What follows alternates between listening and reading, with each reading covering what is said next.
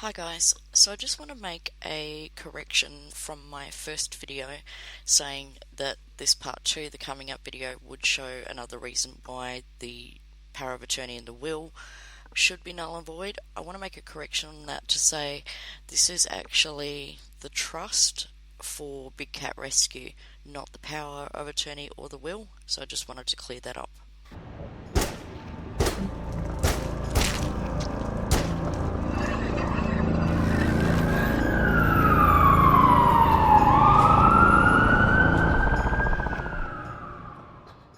However, there are a few things wrong with this picture, and I'm going to show those to you now. So to start out, I'm going to show you here the signature on the marriage certificate of Carole Baskin's daughter, Jamie. So like we talked about in the first episode, you would assume that a marriage certificate would be an original source for a person's signature. You assume that they're going to be at their own wedding.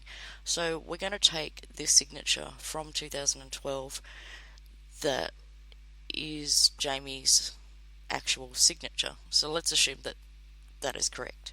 It's hard to make out what this should say, but it should say Jamie Veronica Murdoch. It looks like it could be a J and a V and then the Murdoch is written out. I'm not too sure, but that's what it is. So we've got to just find some other signatures of her. Like I said, the DMV, the driver's license signature, would be another good one that you would assume the person was actually there when they signed it. But just keep this image in your head of this signature.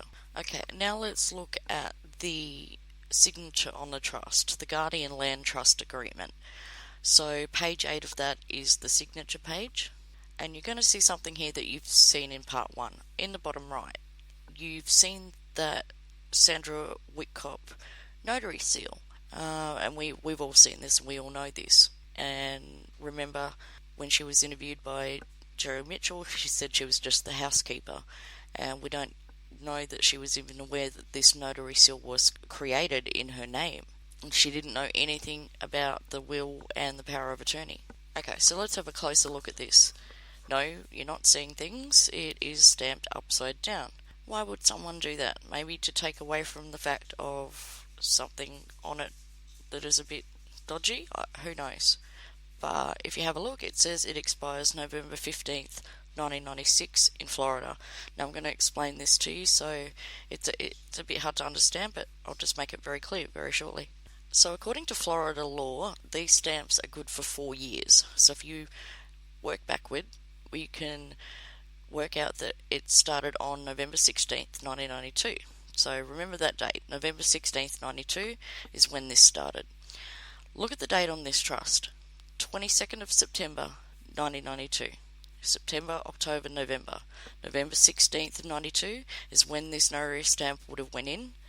And so this trust, which has it on there, was a good 2 months almost before that notary stamp would have actually gone into effect. And so is that why it's upside down, so it wouldn't be caught? I don't know. The notary stamp was upside down. This says the 22nd day of September 92, which is almost 2 full months before the actual stamper would have gone into effect. Now that seems really odd, but that's not the half of it. We're not done yet. The witness on the trust, J.V. Murdoch, Carole Baskin's daughter. The date on the document, 22nd day of September 1992. She would have been 12 years old. This is a trust. This is a legally binding document. This is the trust that the property we know as Big Cat Rescue was in. So you've got a 12-year-old as a witness on this trust with a signature that is quite different from her marriage certificate. Now, given signatures can change over time, but you have that image of your head of the marriage signature and how different it is to this. And the understanding is that this 12-year-old was also a beneficiary of this trust. I don't know anywhere in the world where a 12-year-old witness would be able to be on any legal document, let alone one that she benefited from. Now, here's some other signatures that may or may not be Jamie's. It's hard to tell, but I'm not sure how one person can have so many different signatures. I think probably they were just running out of names to use as witnesses and went with this. More and more documents are being discovered as the weeks go by on this, and if I can bring them up and explain them to you guys, then definitely I'm going to do that. I know it can be a little bit hard if you haven't watched the Tiger King docuseries. I'll try and piece together a kind of a who's who, not in the Tiger King docuseries sense, but in these documents kind of sense, who's involved and who's who. Moving on to these emails, and having read through them and having them refer to other people, it's kind of narrowed down that these are redacted emails from Susan Aronhoff, as she refers to Doug in this, and Sandra, who are the only other two on these documents. So one has to assume that these redacted documents that came to me redacted were from her, and she talks about different aspects of the signatures on the will and the power of attorney. These emails are from February and March 2005. I'll start with the most recent of the 6 emails. 25th of February 2005 at 9:19 a.m. Sue says, or who we assume to be Sue, "The only things I ever had were a copy of the People magazine article, and at one time I had a copy of the will which had my signature on it, but I lost that 7 moves ago, unfortunately. I was not a part of Easy Street at the time. I had been gone from there for 3 months when he left. That was when I lived at the Psycho Pintos." And whoever started this made a note that these are the emails that started the investigation. Also on February 25th, 2005 at 9:23 a.m. When he disappeared, she's referring to Don, and the kids were contesting the will, his 3 daughters, I got a call from Carol to go to court because it seemed that I was one of the supposed witnesses on the will. So we not only have the notary seal apparently being forged and Sandra not knowing about it, we also have Sue here talking about not knowing that she was, it seems to be on these emails, that she was a witness on the will. This next one is lengthy, but it's the same day, 25th of February 2005 at 12:55 p.m. The problem with the will is that Carol had me backed against a wall at the time, and from fear of her then, I signed a statement swearing it to be my signature, even though it wasn't. I could go to jail for that, I'm told. Her second husband reappeared, but somewhere I do have a copy of a contract where she forged his signature. She forges signatures all the time. His first wife used to live in a pretty fancy house somewhere in Brandon. I have no idea where Anne the secretary is now. Just a side note, Anne was the original person on the power of attorney, and then she found out that Carol had been made power of attorney. Or Kenny Farr, I think, Don's right-hand boy. I can't even remember their last names anymore. As for her being a prostitute, she's referring to Carol here, and dropping out of school at 15 and running away from home, that is what she told me. She also always kept a diary, and Psycho Sherry Frost, bad news, you don't want to get involved with her, stole one of her diaries. In it, it mentions how she was a prostitute. I've already been all over this stuff with Vernon, and unfortunately everything I have would be my word against hers. I don't have anything concrete. What I gave Vernon to use, but it wasn't worth much to him, were all of the old USDA records of hers that I had. It shows the animals she brought and sold up until such time as she started listing everything as a donation, even though she was still buying. You can discredit her by all of the lies on her website. Born into the pet trade means it was an animal born at Easy Street, which is the big cat rescue location. The issues of the rehab animals she illegally turned into pets, currently under investigation.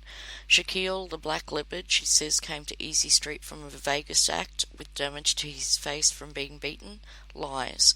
He came from Nevada, but not Vegas.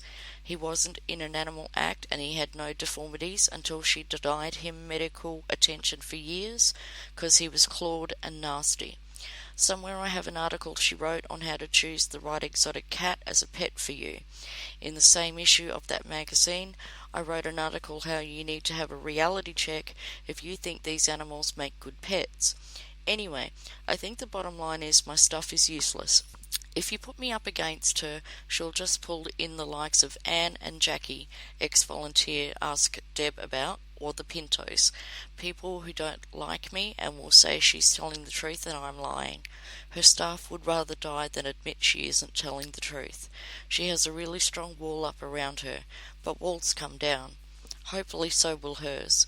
By the way, on my letters of recommendation for my Class 1 license, it has Don's signature on it, and Don told me that was Carol's version of his signature, and that if I had ever seen his, I would know that what I had wasn't it. Not that that means anything, but who knows? Maybe you can find someone in his family that has something they know he signed to compare it to. It would prove she forges signatures. February 26th, 2005. I never really talked to Doug, who, as a side note, is a witness on the signatures, so that's why we think that these are from Sue. I never really talked to Doug about it because I can't stand the guy. Sandy worked for them, being Sandra Whitcomb, and was the notary on everything they did because she didn't have the intellect to look at anything or even question what she was signing. And yes, I mean fear for our safety. And would you not be concerned about a woman who has had 2 out of 3 husbands on the missing persons list? Not only her, but I've been threatened by the psycho people that work for her, and even had to call the police to get my horse out of there. And that's while my lion was still there. Carole is a multiple personality evil bitch and is capable of anything. I am just as happy to stay as far away from her as possible. Just look at her birthday. It just confirms she is the number 1 incarnate of the devil on this earth. 6661. I once told that to Redacted, and he didn't believe me, so he pulled it up on his computer and about flipped when he saw that. Also February 26th, 2005. Yep, I liked Don. He was quite the character. Doug is also a witness to the will, and his last name will come to me. I have it on some old paperwork somewhere. And Sandy is Sandy Redactive, but we know that it's referring to Sandy Whitcomb. The Lemma lady. She still loves Carole and thinks she's wonderful, so she probably won't be much help to you. And Doug probably still loves Carole. The secretary's last name is something like McDermott. Actually, the biggest problem that you will have is the most of us who dealt with Carole are truly too afraid of her to do much against her. Sad but true. You may want to think about finding Al Redacted. He's up in the Citrus Park area. Okay, it's Doug Redacted, but that is on the will and the power of attorney, as you see. He may talk to you about Carole. She screwed him out of his wedding at Sleazy Street at the last minute because the volunteers there at the time didn't like Doug, but he probably is still in love with Carole. He idolised her. And this last email was dated March 17th, 2005 at 4 p.m. Sorry, but I have too much to lose. Not only everything I've worked for, but odds are I too would end up dead. I agree the woman has to be stopped, but she is a dangerous woman. I prefer to pass the info along, and anyone can do with it what they will. If I was subpoenaed to testify, then I would have to tell the truth, but it would be under duress and under those conditions. Sorry. So as you can see there is great fear of Carole Baskin, and it sort of confirms what a lot of people are saying about these signatures. Leave your comments below, your thoughts. I'd love to hear them, and if there are more documents to bring up, I will for sure show them to you.